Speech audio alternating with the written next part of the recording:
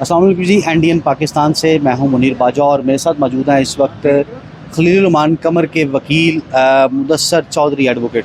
मुदस्सर साहब, ये बताइएगा कि मुलज़मा जो है आमना अरूज, वो जुडिशल रिमांड पर हो गई, उनकी वीडियो भी जो है वो भी मंजर आम पर आ गई। ये तो सारा एक तरह के जो है खलील रहमान कमर साहब जो कह रहे थे कि वो तो फिल्म की शूटिंग के लिए या उसके डिस्कशन के लिए गए थे, तो सारी बातें ही उल्ट हो गई। देखिए, हम सिर्फ यहाँ पे कोर्ट की प्रोसीडिंग डिस्कस कर सकते हैं, क्योंकि अभी कोर्ट में आज हेयरिंग थी ना, तो आप हेयरिंग के हवाले से जिस तरह कहते हैं मैं आपको उसकी गाइडलाइन देने के लिए तैयार हूँ। आमना रोज ने अपनी दरख्वास्त ज़मानत लगाई है, जिसमें आज जो पहले तो रिमांड चल रहा था ना, दरख्वास्त ज़मानत लगाई है। पिछली तारीख पे आपने देखा खलील साहब खुद अपीयर हुए थे, उन्होंने कहा मुझे थोड़ा टाइम दिया जाए। अब उन्होंने अपनी लीगल टीम बनाई है, जिसमें साबका सेशन सुहेब रूमी साहब हैं, मोहम्मद जो हाई कोर्ट बार के साबका सेक्रेटरी हैं, मोहम्मद अहमद शिच्छर साहब हैं, और मैं हूँ। हम तीन लोगों का उन्होंने पावर ऑफ अटॉर्नी आज जमा करवा दिया है। तो हमने टाइम लिया है कि हमें टाइम दे दीजिए ताकि हम आइंदा तारीख पे अपने आर्गूमेंट कर सकें। 10 अगस्त के लिए समाअत मुलतवी की गई है और होप सो एक्सपेक्टेड है कि 10 तारीख को खलील साहब खुद भी अपीयर हों।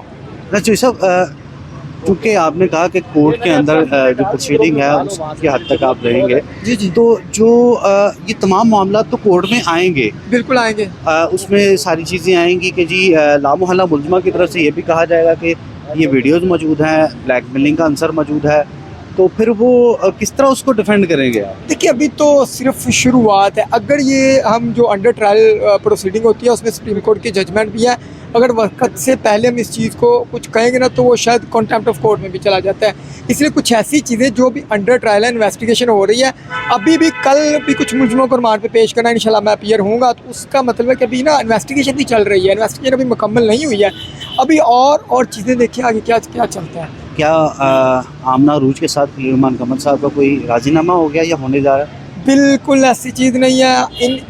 इन जो गैंग पकड़ा गया है, इनके बाद और भी बहुत सारे लोगों की मदद हो जाएगी जिन्होंने के साथ पहले कोई ऐसी वारदात हुई है, और आइंदा भी बहुत सारे लोग बच जाएंगे। तो खलील रहमान कमर साहब जब यहाँ पे आते हैं तो वो बात नहीं करते मीडिया से, क्या वजह? अच्छा, उसमें दो चीज़ें हैं। एक तो उस दिन कोर्ट में भी ये बात हुई है कि जज साहब ने कहा था कि आप मीडिया टॉक अच्छी करते हैं। मैंने उस दिन भी कोर्ट में कहा था कि सर हम मीडिया टॉक नहीं करेंगे। दूसरी बात यह कि उनको लॉ एनफोर्स एजेंसियों से भी अभी जो है ना वो है। और दूसरी सबसे अहम बात है, कोर्ट में ट्रायल है ना, वो बड़े सेंसिबल पर्सन है, आपको पता है। वो कहते हैं कि इसके ऊपर जब सुप्रीम कोर्ट की जजमेंट हो तो हमें बात नहीं करनी चाहिए। बल्कि वो वकला को भी है कि वो भी बात इतनी नहीं कर सकते। तो एक चीज़ सामने आ जाए ना, इन्वेस्टिगेशन मुकम्मल हो जाए, चीज़ें मुकम्मल हो जाए, फिर इंशाल्लाह उन्होंने तो गुफ्तगू भी की है कई लोगों के साथ।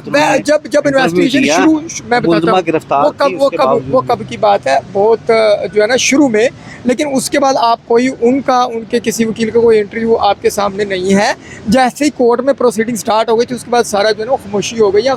अंडर ट्रायल का कोई इशू होता है थोड़ा सा ना, वो आप तो बाजवा साहब माशाल्लाह सीनियर रिपोर्टर, आपको पता है सुप्रीम कोर्ट की जजमेंट भी आई हुई है कि अंडर ट्रायल जो है ना वो, क्योंकि हम अगर बात कर देंगे ना तो वो कहेंगे फिर इन्वेस्टिगेशन कोर्ट को तो बंद कर देते हैं, फैसला बाहर करके आ गए हैं।